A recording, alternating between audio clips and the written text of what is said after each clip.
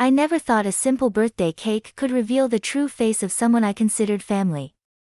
I sat at my kitchen table, the same one where I take my chamomile tea every morning and check the calendar where I schedule my medical appointments and my grandchildren's birthdays. The soft morning light crept through the window, caressing the embroidered tablecloth my mother gave me over 50 years ago. My hands, tanned by years and battles, calmly held the cup while my daughter-in-law, Emma, stood petrified before me. "I gave your special cake to your mother," I said, as if commenting on the weather. The sound of broken china filled the kitchen. The little cup Emma bragged about so much on social media rolled across the floor, leaving a trail of black tea that smelled of betrayal. For the first time since she entered my life, I saw pure terror in her eyes, those same eyes that looked at me with false sweetness every Sunday. Emma had always been clever, too kind, too eager to help with my medications, too interested in my bank accounts. I, who had survived war, widowhood, and raising a stubborn child, wasn't about to let myself be poisoned by a cupcake disguised as affection. Seeing her tremble, my grandmother's words came to mind: "Wolves disguise themselves as lambs to sneak into your corral." Well, Emma turned out to be more wolf than anyone. She babbled something unintelligible, but I wasn't listening. My mind was traveling. I touched the locket that always hangs around my neck, where I keep a lock of my mother's hair and a miniature photo of my son. When he was small, I'd clutch it for strength. At that moment, I decided I would no longer stay silent. "Did you really think I'd swallow poison with a smile?" I asked. While Emma bent to pick up the pieces of her precious cup, I rose calmly and boiled water for another tea. I caught my reflection in the steel teapot, and for the first time in years, I saw a firm woman, ready to take the reins of her life. Because if I've learned anything in my 72 years, it's that silence only fattens traitors. In that tea-and-mint-scented kitchen, I knew revenge isn't served cold but with dignity and strategy. Sometimes, a single well-placed phrase can topple an empire of lies. Today, I gave Emma a taste of her own medicine, and believe me, I'm just getting started. Just yesterday, I was convinced my life was a gift. My second birthday celebration, held in my living room, looked like a scene from a magazine: pink and silver balloons hanging from the ceiling, a white embroidered tablecloth I reserve for special occasions, and my family gathered around. My son, Samuel, sat on the couch, checking his phone. My grandchildren ran across the carpet, wearing paper crowns. Emma, my daughter-in-law, moved about with her sweet smile, handing out sandwiches and snapping photos for her social media. I always believed family was the safest refuge.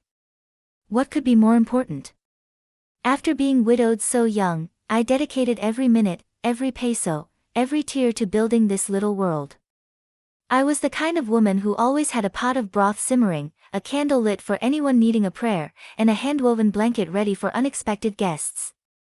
I love remembering how every morning I rise before the sun, turn on my kettle, and sit in my favorite chair to watch the early hours pass. I touch the locket on my chest, take a deep breath, and review my mental to-do list, water the plants, organize my carefully labeled jars of oregano, chamomile, and bay leaf, and plan the day's menu for my grandchildren. Yesterday felt perfect. The room was decorated with old photos of me, from my wedding to Samuel's first day of school. Each photograph testified to sacrifices that, in my mind, were always worth it. Emma insisted on baking the cake herself, though I preferred buying one from Dona Pina's bakery. She said she wanted to make it with love, even bringing special ingredients. Meanwhile, I focused on arranging fresh flowers in vases and ensuring the tablecloth was wrinkle-free. That's how I am, meticulous, dedicated. Watching my grandchildren bite into their cake slices, laughing with innocence, I was convinced for a moment that I'd done everything right. I kept thinking, look what you've achieved, woman. How could I not feel blessed? Yet, amid the hubbub of candles, applause, and songs, I noticed Emma watching me with a strange intensity. Distracted by balloons and the scent of vanilla, I didn't think much of it. Now, it sends chills down my spine. Yesterday, as I held my granddaughter's chubby hand to keep her from falling, I still believed family was a safe harbor, that Emma was an ally. But today, After the broken cup and her bulging eyes, I realized that calm was merely the prelude to a storm. Emma volunteered to bake my birthday cake herself, as if it were a grand gift. I smiled politely, though I felt a pang inside. I've always preferred Donna Pina's fluffy, sweet cakes, with their buttery aroma that reminds me of childhood birthdays. But Emma insisted so much that I gave in. That afternoon, as I set the dining table, she stirred the batter with almost obsessive focus, whisking vigorously, as if venting hidden rage. I'd pass by and pause, catching the scent from the oven. Something felt off, but I couldn't pinpoint what. When it came time to blow out the candles, Emma stood right behind me, plate in hand, and said softly, "Make a big wish, Mom." I stared at her, struck by how she emphasized Mom. I leaned toward the cake, eyeing the pink frosting decorated with clumsy flowers and a poorly centered 72. My granddaughter handed me the locket I always wear, which I'd removed to avoid staining it with frosting. Holding it, I felt a chill down my spine. Emma watched me with an unnatural intensity, not the look of a concerned daughter-in-law, but of someone waiting for something I didn't understand. When I blew out the candles, she rushed to cut the first slice, insisting I try it before anyone else. "It's your day first," she said, almost forcing the spoon toward my mouth. I took a small bite, pretending to savor it, though the taste seemed strange, masking something bitter. The family applauded, my grandchildren shouted, "Happy birthday, Grandma," and Samuel hugged me. I tried to focus on the noise, the joy, but something inside urged me to stay alert. Later, while clearing dishes and storing leftovers, I noticed Emma lingering in the kitchen, inspecting the remaining cake carefully, almost counting every crumb. When I offered to help, she startled, slammed the box shut, and turned with a too-quick smile. "All under control. Don't worry," she said, practically pushing me out of the kitchen. That night, folding the white tablecloth with trembling hands, I couldn't shake her gaze from my mind. I went to my room, sat on the bed, and turned the locket in my fingers until sleep overtook me. Was I worrying too much, or was my instinct warning me of something I couldn't yet see? Today, I know. The heart never lies. After that incident, I stood in the doorway, watching Emma flee as if escaping a fire. I closed the door carefully, leaned my forehead against the wood, and took a deep breath. Returning to the kitchen, I sat in my favorite chair, facing the garden. Morning light slipped through the curtains, drawing golden lines on the floor. I stared at my hands that had cared for babies, peeled kilos of potatoes, sewn buttons, written love and farewell letters. I turned the locket between my fingers, opened it, and gazed at the tiny photo of my son as a child, with round cheeks and lively eyes, alongside my mother's lock of hair. She always said, "If you doubt someone, look at their actions, not their words." I repeated that like a mantra. Emma was always too kind. I recalled every time she offered to serve my coffee, prepare my medications, or check my labeled jars. Her questions about my savings, just in case. Her late-night calls, feigning concern. The more I thought, the clearer it became. Her cake wasn't a gesture of affection, it was a silent weapon. How many times had she slipped something into my tea? How often had she played the perfect daughter-in-law while planning my end? Rage rose from my stomach like a slow fire. I stood with a jolt, opened the refrigerator, and saw the cake slice wrapped in aluminum foil. I placed it on the table, staring at it like a coiled snake. "You wanted to put me to sleep forever, didn't you?" I muttered, though I was alone. I sat again, pulled out my hardcover notebook, where I record every expense, appointment, and recipe, and began to write, Emma. Cake. Early morning panic. Insistent questions. I felt a mix of pain and release. My chest ached, but it was the pain of a thorn finally pulled from the skin. I knew this discovery would change my life, that nothing would ever be the same. As I wrote, I caressed the locket and vowed not to let anyone dictate my ending. I'd endured too many winters alone, too many sleepless nights hearing my husband's voice urging me to stay strong. I'd been through too much to falter now. I poured another cup of chamomile tea and sipped it slowly, watching the steam rise and dissipate. In that moment, something awoke inside me. The submissive woman everyone knew was dead. The one left now was firm, cold if necessary, and ready to defend what was hers. I wouldn't let my story be written by other hands. After reliving every memory, every look, every ambiguous phrase from Emma, I knew what to do. I, who always stayed silent to avoid trouble, decided to speak, and not just any way. I rose from the chair, smoothed my apron, a nervous habit, and headed to the kitchen. The kettle's whistle filled the house, once soothing, now a call to war. I eyed the cake on the table, took a small spoon, and scraped a bit of frosting. I sniffed it carefully. A metallic tang made my skin crawl. I shuddered but felt more alive than ever. I thought of my grandchildren, how Emma manipulated them with sweets and promises of outings. I thought of Samuel, always too busy, too blind. I thought of myself, always in the background to keep everyone comfortable. This ends here, I said, my voice trembling but firm. I decided to test Emma, not the cake, but her. I sat back down and dialed her number. My hand barely shook. When she answered, her voice sounded strangled, as if holding her breath. "Emma," I said calmly, "I wanted to tell you I didn't feel well yesterday, so I decided not to eat more cake. I thought it best to give it to your mother-in-law. You know, the lady you claim to love so much." Silence weighed like lead. I heard her rapid breathing on the other end. "What did you do?" she muttered, her voice a thread. "Why so worried, Emma? It was a lovely cake." "I'm sure your mother-in-law enjoyed it," I replied in an almost maternal tone. A loud thud followed, as if she'd dropped the phone. Seconds later, she grabbed it again. "No, no, you couldn't have done that," she shouted, but I remained unmoved. I leaned back, crossed my legs, and felt the cold locket against my chest. "You sound upset, dear. Why would that be?"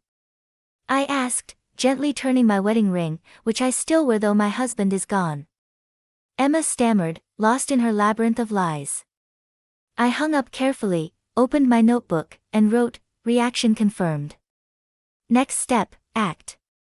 As the tea bubbled, I understood my silence had fed monsters. Today, for the first time in years, I wasn't the sweet grandmother everyone expected. I was a woman fighting for her life. I stayed staring at the wall for a few seconds. My heart beat slowly, strongly, like a drum signaling a new dance. I stood carefully, clutched the locket to my chest, and whispered, "Come on, old lady, you haven't said your last word yet." I walked to the cabinet where I keep my contact book, opened the drawer, and found my handwritten list in shaky but firm script. Among the names, one stood out, Marta, my lifelong friend, a retired nurse who taught me to distinguish rosemary from medication labels. I dialed her number. She answered on the second ring. "Who's dying now?" she joked, her raspy voice always making me laugh. "Marta, I need you to come." "It's urgent," I said bluntly. After a brief silence, she replied, "I'll be there in 15 minutes.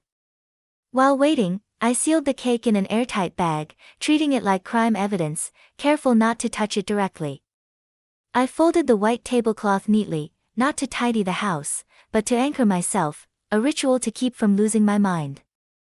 Marta arrived in her gray market coat. She looked into my eyes and understood everything without a word. "What did that harpy do now?" she muttered, setting her bag on the table.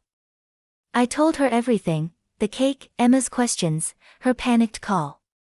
Marta listened without interrupting, turning my locket in her hand as if reading my story in its metal. "Let me take a piece," she said finally. "I know someone at the lab where my brother-in-law worked. He owes me a favor. No one will find out." I handed her the bag like it was a beating heart. She tucked it into her bag. "This will be quick," she assured me. "But don't confront Emma yet. Act normal. Let her think she's still in control." I looked at her, and for a second, I felt young again, plotting a schoolyard prank with my best friend. As Marta left, I hugged her tightly. She whispered, "Sometimes poison isn't in the food, but in people's souls." Alone again, I breathed the cooling tea's aroma. I understood betrayals aren't fought with shouts or blows, but with strategy, documents, and, above all, dignity. I'd lit the fuse and wouldn't extinguish it. After Marta left with the cake, I sat in my kitchen, feeling the house breathe with me. The silence was so thick it could be cut with a knife. Turning my wedding ring, I thought of who else to turn to. Then I remembered Susan, my church prayer group friend, who always said I was stronger than I believed and that truth's power should never be underestimated. I called her, knowing she'd be in the church garden tending roses on Sundays. "Susan," I said, my voice weaker than expected. "Oh, woman, what a surprise." "Everything okay?" she replied, her joyful tone like a hug. "No, Susan. I need to talk about something serious." I swallowed hard. "Come to the garden now." "I'll wait," she said without hesitation. I put on my knitted shawl, the one I wore at my husband's funeral, and walked slowly, each step a small act of resistance. I found Susan pruning rosebushes. She stood immediately, opening her arms. I hugged her so tightly I thought my bones might break. She stroked my back and said softly, "Let it out, daughter, let it all out." We sat on a stone bench, and I told her everything, the cake, Emma's reaction, her hysterical call. Susan listened, clutching her rosary, unblinking. "This isn't just betrayal, it's a mortal sin," she murmured when I finished. "But you're not alone. Don't act rashly. Wait for the lab results.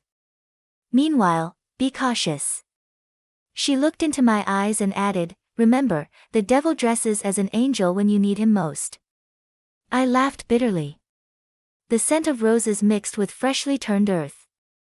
A bee buzzed nearby, reminding me of bees working silently with firm purpose. Susan walked me to the church door, handing me an envelope with saint pictures and a small bottle of holy water. "Keep this close," she said. "And don't lose faith in yourself. That's the first victory." I walked home feeling less alone. I tucked the holy water into my bag beside the locket. I told myself, now I'm armed not just with documents, but with faith. The day was cloudy, but inside, a ray of light broke through. Life taught me that when everything darkens, there's always a candle lit for those who dare to look.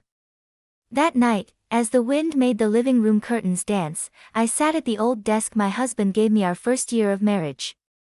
I opened the wooden box where I keep important papers, deeds, medical certificates, old letters, and a small yellow envelope I always kept hidden. My late husband's lawyer once warned me, when Samuel married Emma, "Ma'am, don't sign anything without checking every comma. Family can be the greatest blessing or the worst executioner." Inside was a copy of my will, bank statements, life insurance, and a folder with my savings account transactions. No one knew I'd saved that money, a small nest egg from selling jams, knitting scarves for neighbors, and saving every spare penny from my pension. I felt like an ant, working unnoticed all my life. I reviewed each paper with a magnifying glass, separating documents that could serve as shields if Emma tried to attack legally or manipulate Samuel against me. I stored them in a sturdy plastic bag, hiding it behind the herb jars in the pantry. The locket tapped against my chest. I opened it, caressed my mother's photo, and murmured, "Thank you for teaching me caution." I made a linden infusion and sat with the hot cup, mentally reviewing each step. I wasn't just protecting myself, I was safeguarding my grandchildren's future. A grandmother never stops caring, even if it means defending herself from her own family. I looked out at the moon's reflection on the flower pots. I felt stronger than I had in years. Emma's cold, calculating helpfulness, checking my accounts, insisting on organizing my things, made sense now. A deep calm settled over me, as if my soul had straightened after years of bending. True strength doesn't always show in screams or broken plates. Sometimes it reveals itself in a quiet night, the soft rustle of important papers, a firm heart that refuses to be broken. A few days after that kitchen collapse, I invited Emma over, pretexting her anniversary party planning. She arrived trying to maintain a flawless facade, carefully combed hair, a new floral dress I'd never seen. But cracks showed, trembling fingers as she set down her bag, stiff shoulders. We sat in the solarium, afternoon light filtering through the windows, illuminating her face with brutal honesty. Emma spoke non-stop about floral arrangements, guest favors, and an exclusive cocktail she planned to serve. I listened, letting her voice fill the air like cloying perfume. When she paused to sip her tea, I set my cup down carefully, hands folded in my lap. "You know," I said calmly, "I can't stop thinking about that cake you made." Her shoulders tensed. She forced a too wide, almost grotesque smile. "The cake? What about it?" I leaned forward slightly, locking eyes. "The way you asked me that morning. You seemed desperate to know if I'd eaten it." Her laugh sounded hollow, like breaking glass. "Oh," I explained that. "It was a mix-up. I just didn't want you sharing it with anyone else." I held her gaze like an oak. "It didn't seem like a whim. It seemed like you were afraid someone else would discover something." A slight tremor ran through her hands. She clasped them in her lap, knuckles whitening. She tried to steer the conversation back to the party, but her words tangled, caught in her throat. I leaned back, letting silence grow like an invisible wall. Watching her squirm was like seeing a flower wilt in the sun. I didn't confront her directly, not yet. I was waiting for Marta's results, but deep down, I no longer needed her confession. She'd spoken with every nervous glance, every stifled sigh, every smile that didn't reach her eyes. When Emma grabbed her bag with shaking hands and stood to leave, I knew she was crumbling. She staggered from the solarium, face drenched in fake tears, hair a mess. I sat watching her disappear down the hall, holding my tea with both hands. I knew what I'd do. It didn't even take 5 minutes to confirm. From the kitchen, I heard her trembling voice calling Samuel. "Love, you have to come now. Your mother's lost her mind," she shouted, exaggerating each word like a cheap soap opera actress. I rose slowly, grabbed my document folder, and returned to my chair. I sat calmly, the cold locket against my chest, listening. "She says I tried to poison her. She's delirious. She's crazy. She's dangerous," Emma screamed into the phone. Less than half an hour later, the door slammed open. Samuel stormed in like an angry bull, face red, brow furrowed. "Mom, what nonsense are you spouting? How dare you accuse Emma of that?" he shouted, his glare piercing like a dagger. I stayed silent for a few seconds, breathing deeply, caressing the locket before speaking. "Samuel, I don't invent stories. Everything I've said is backed up. I understand you'd rather believe her, she's always been a good actress," I said calmly. Samuel clutched his hair in despair. Emma clung to his arm like a lifeline, sobbing with award-worthy skill. "Look at what you've done to her," Samuel yelled, pointing at me. "You always said you wanted family peace, and now you do this. Do you want to ruin everything? To tear us apart?" A part of me broke hearing him. This was my son, whose diapers I changed, whose fevers I nursed, yet today he couldn't, or wouldn't, see me. He only saw the picture Emma painted. I looked at him steadily and asked softly, "Do you really think I'd make this up after all I've done for you?" He looked away, and in that second, I knew the battle wasn't just against Emma, but against his willful blindness. Emma began hyperventilating, pretending to faint. Samuel held her, telling me to rest and stop inventing nonsense. I sat watching her destroy the image I'd built of my family. I realized you can't save someone who doesn't want saving. For the first time, I accepted my son was lost, but I wasn't. I was more awake than ever. That night, the house was so silent the clock's ticking sounded like thunder. I sat on my bed's edge, locket in hand, staring at the tiny photo of Samuel as a baby, his big eyes, toothless smile. How had my little miracle become a stranger?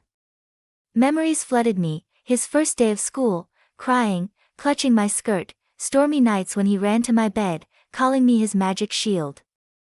He'd said I was his refuge, his everything. Now, he called me crazy, a troublemaker, a burden. My chest ached, as if a cold fist squeezed my heart.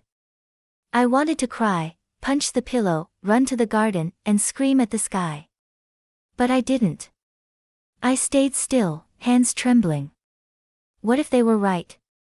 What if this was my tired mind seeing ghosts? I looked in the closet mirror, seeing a woman with a wrinkled face, half-up gray hair, and moist eyes, fragile, small, like a lost girl. Then my mother's words returned, strong women doubt, but they never stop overcoming doubt. I touched the locket, took a deep breath, and mentally reviewed every detail, the cake, Emma's expression, her panic when I said I'd given it away, her hysterical call. Everything pointed to the same truth. I rose, went to my desk, and opened my notebook, reading each suspicious phrase, every routine change. There was no crack in my memory. Sadness mixed with strength. I realized loneliness wasn't just physical, it's the deep silence when those you love let go of your hand. I opened the window, letting in fresh air, and looked at the starry sky. Silently, I spoke to my late husband, if you can hear me, give me strength. I don't know if I'm wrong, but I won't give up. I closed the window, returned to bed, pressed the locket to my chest, and vowed to keep going, pain or not, because my dignity was mine alone to defend. I fell asleep to the wind's murmur, letting my heart decide what to believe. The next morning, the doorbell woke me. My heart pounded like a drum. I walked slowly to the door, clutching the locket.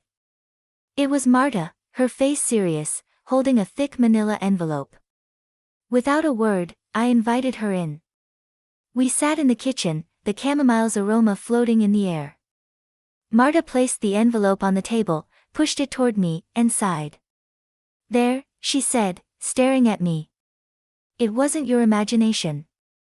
They found clear traces of sedatives and other toxic substances in the cake. My legs weakened. I gripped the chair, took a deep breath, and felt my mind go blank. Then, as if a veil lifted, everything became clear. Emma didn't just want me relaxed or sleeping, as she'd claimed. She wanted me out of the way, perhaps to manipulate my money, my home, my things, or to paint me as a senile old woman. Marta grabbed my hand, her rough, strong fingers grounding me. I knew something was wrong. I saw her watching you, checking your medications, reviewing your accounts, she said, her voice shaky but firm. I opened the envelope, reading the lab reports, technical words, numbers, official seals, irrefutable proof. Fury and relief surged through me, fury for the poison I'd unknowingly breathed, relief for the end of doubt. I looked up at Marta's shining eyes. What now? She asked, leaning forward. I caressed the locket and took a deep breath. Now I have nothing to fear, I said. If Emma wanted a silent war, she'll have it, but with my truth as a sword. Marta smiled, eyes tearing up, and hugged me tightly. For the first time in years, I wasn't alone. After she left, I sat with the papers spread before me, each a piece of a map guiding my path. It was time to act, not just to protect myself, but my history, dignity, and home. The sun streamed through the window, illuminating the embroidered tablecloth. Every wrinkle in my skin was a medal, every gray hair a testament to my resilience. I wasn't a frail old woman, I was a survivor of wars, losses, and loneliness. And now, I'd survive Emma. That afternoon, I sat in the dining room with the lab results and document folder before me. I opened my notebook and listed every point I'd present. My handwriting trembled, but my heart was rock solid. I called Samuel and Emma for a family meeting, saying I wanted to discuss inheritances and my will. I knew that would bring them running. At 6 o'clock, the bell rang. Samuel entered first, his gaze hard, while Emma hid behind him, eyes swollen, smile forced. Sit, I said, pointing to the dining table. My voice was so calm it surprised even me. I waited for them to settle, then opened the envelope and laid out the lab reports like cards in a game. This, I said, gently tapping the paper, is the analysis of the cake Emma made with so much love. Emma paled instantly. Samuel frowned, staring at the document as if it were in another language. "What is this?" he asked, his voice heavy with rage and confusion. "Scientific evidence," I replied. "Evidence someone tried to poison me." I pulled out another folder.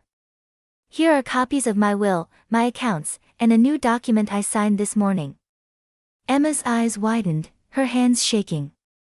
"What document?" she whispered. "My legacy," I said, fixing my gaze on her. "I've decided my house, savings, and everything I own will go directly to my grandchildren. Not a single penny will pass through your hands, Emma. And Samuel, if you stand by her, you'll get nothing." A brutal silence fell. I could hear the clocks ticking and my own heart beating with a young woman's strength. Samuel opened his mouth, but no words came. Emma stammered, trying to spin a story. "It was a mistake, a joke," she said. "Don't speak," I said, raising my hand. "Your mask has fallen, and everything is documented, not just here, but in copies sent to my lawyer and Marta." I leaned forward, hands on the table. "If either of you tries to approach, manipulate, or pressure me, these documents go straight to the police." Emma's face drained of color. Samuel looked at me as if waking from a long dream. I understood something powerful. I wasn't a victim. I was the author of my story, and this time, it would be written with dignity. The silence after my announcement was thick enough to cut. Samuel's eyes held pain, guilt, shame, a mix of everything. Emma collapsed on the table, crying a sharp, almost animal wail, begging with clasped hands. "Please, don't do this. I just wanted to help you rest," she sobbed, tears staining the tablecloth I cherished. Samuel paced the dining room, running his hand through his hair. He looked at me, his voice broken. "Mom, how could you think Emma wanted to harm you? She said it was a mistake, just something to relax you." I listened silently, watching his hunched posture, the same child I'd comforted after bike falls, who ran to me during storms. My heart ached. Despite the evidence, he wanted to believe his perfect family vision. I saw my grandchildren peeking from the hallway, their tearful eyes tearing my soul. My granddaughter clutched her teddy bear, the eldest gripped the doorframe, watching silently. My voice came out soft, trembling, but firm. "Samuel, I'm not doing this out of hate or revenge. I'm protecting myself and your children. I don't want them growing up thinking lies and betrayal are normal." Emma babbled, her tears unmoving to me. "When someone betrays, they accept the consequences." Samuel fell to his knees beside her, holding her, his eyes tearing up. "Forgive me," he murmured. "I didn't protect you. I didn't see. Forgive me." A lump rose in my throat. I placed my hand on his shoulder. "There's still time to fix things, but not with me, with yourself," I said. I turned to my grandchildren, smiling through my breaking heart. "Everything's okay, my loves. Grandma's here," I said, opening my arms. They ran to me, hugging tightly, holding me up. As I stroked their heads, I understood that, though my family was shattered, some fragments could be saved. I stood and said, "Before you keep crying and screaming, I have one more thing to show you." I walked to my small desk, opened the drawer, and pulled out a USB drive. Returning to the dining room, I plugged it into the TV and selected the video.